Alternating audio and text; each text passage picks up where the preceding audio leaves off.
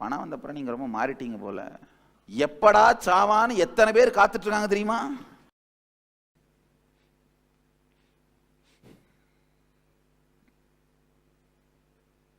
இந்த நடுவில் கேப் கொடுத்தனா அது வேக்கப் கால்.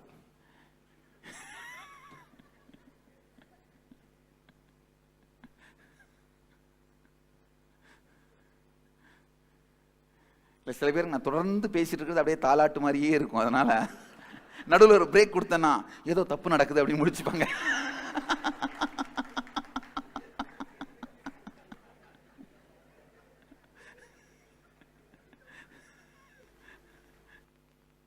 தொடர்ந்து எந்த முள்ளால் நம்முடைய இதயத்தை நாமே குத்தி கொண்டிருக்கிறோம் அப்படிங்கிறத மட்டும் கண்டுபிடிச்சோம்னா போதும். அந்த முள்ளை தூக்கி போடுறது பெரிய வேலை இல்லை. எந்த நெருப்பு நம்மை சுட்டு கொண்டிருக்கிறது மட்டும் கண்டுபிடிச்சோம்னா போதும். அதுக்கு மேல அதை எடுத்துடலாம். அது எடுக்கிறது ஒன்றும் பெரிய வேலை இல்லை. அந்த நெருப்பு கிட்ட நம்ம விலகிறது ஒன்றும் பெரிய வேலை இல்லை.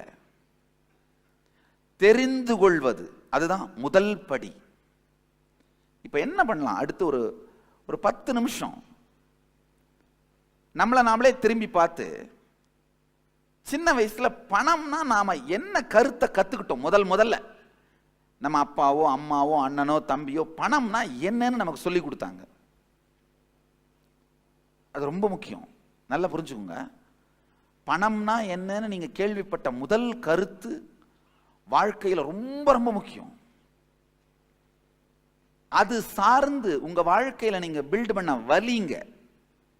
யாராவது ஒரு உறவினரோ நண்பரோ திடீர்னு பணக்காரர் ஆயிட்டு உங்களை மதிக்கலன்னு நீங்க நினைக்கிறது, அல்லது அவர் பணக்காரர் ஆயிட்டு உங்களுக்கு உதவலைன்னு நீங்க நினைக்கிறது, இல்ல பணக்காரர் ஆனப்புறம் ரொம்ப கர்வத்தோட அகங்காரத்தோட மாறிட்டார் நீங்க நம்புறது, உண்மையிலேயே நீங்க நம்புறது எல்லாமே உண்மையா இருக்கணும்னு அவசியம் இல்லைங்கய்யா. அதனால பணக்காரர்கள் திமிருடையவர்கள்னு நினைக்காதீங்க. அந்த திமிரோட இருக்கணும்னு நினைக்கிறவங்க பணம் இல்லைன்னாலும் அந்த திமிரோட தான் இருப்பாங்க. அந்த திமிரை பணத்து மேல ஆட்ரிபியூட் பண்ணாதீங்க, அந்த மனிதன் மேல ஆட்ரிபியூட் பண்ணுங்க. எப்ப நீங்க பணத்து மேல ஆட்ரிபியூட் பண்றீங்களோ அப்ப நீங்க அந்த பணம் உங்கள் வாழ்க்கையில வராமலேயே அன்கான்சியஸா தடுத்துக்கிட்டே இருப்பீங்க. ஏன்னா அது கெட்டது நீங்க தான் முடிவு பண்ணிட்டீங்கல்ல. அது மட்டும் இல்ல, நம்ம மனசுக்குள்ளேயே நம்மளை பத்தி வச்சிருக்கிற கற்பனை, ஒரு சின்ன வீடு ஒரு ஓரமா ஏதோ ஒரு காட்டு பக்கமா அப்படியே ஏதோ நம்ம பாட்டுக்கு ஒரு சின்ன ஒரு 1/2 ஏக்கர் காணியில விவசாயம் பண்ணிட்டு வர்றதை சாப்பிட்டுட்டு சிவசிவான்னு இருக்கலாம்ப்பா. இதையே உங்களுடைய லட்சிய வாழ்க்கை கனவா வச்சிருந்தீங்கன்னா நீங்க எப்படி செயல்படுத்தணும்னு நினைக்கிற விஷயங்கள்ல பேஷனும் இன்ஸ்பிரேஷனும் ஆக்டிவிசமும் வரும். அதுக்காகவே தானே இருப்பீங்க. அப்ப இங்க இருக்கிற பீரியட் டாலரேட் பண்ற பீரியட். அங்கதான் ஒடுங்கணும்னு நினைக்கிறீங்க.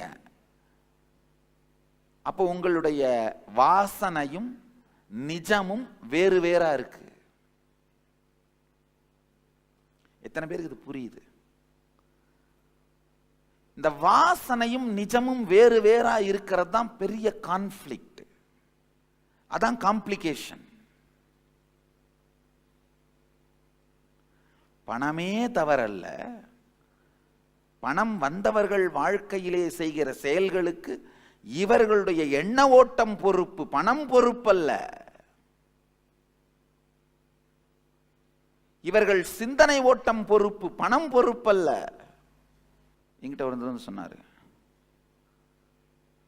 பணம் வந்தப்புறம் நீங்க ரொம்ப மாறிட்டீங்க போல. நான் சொன்னேன், பணம் இருக்கிறதுக்கு முன்னாடி இதே திமிரோட தான் இருந்தேன் போயா. இப்ப என்னங்கிற அதே தான் சொன்னேன். எந்த பணத்தாலும் கொடுக்கவும் எடுக்கவும் முடியாத ஒன்றை அடைந்து விட்டேன். அதனால இதனால் ஒரு திமிர் வருவதற்கு அவசியம் இல்லை, தேவையும் இல்லை. ஆனா நம்ம மனமே எப்படின்னா, யாரையாவது ஒருத்தரை கில்ட்ல போடணும்னாலும், ஓ பணம் வந்தப்பறம் ஆள் மாறிட்ட போல, அப்ப என்ன ஆகும்? நான் டிஃபெண்ட் பண்ணிட்டு இருக்க வேண்டியதா இருக்கும் பாருங்க. இவங்க அஜெண்டாவை செட் பண்ணுவாங்க, நான் டிஃபெண்ட் பண்ணிட்டு இருக்கணும். நான் தான் யூஸ்வலாக டிஃபெண்ட் பண்ணுறதில்ல, போயா போயா அப்படின்னு.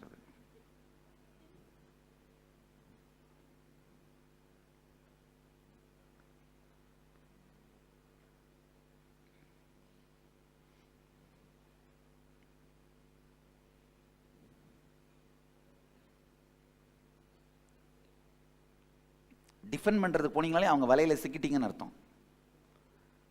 அவங்க வலையில் சிக்கிட்டீங்க. அப்புறம் நீங்கள் என்ன பண்ணாலும் அது என்னதான், அவங்க வலையில் தான் இருப்பீங்க, அதுலேருந்து வெளியில் வரவே முடியாது.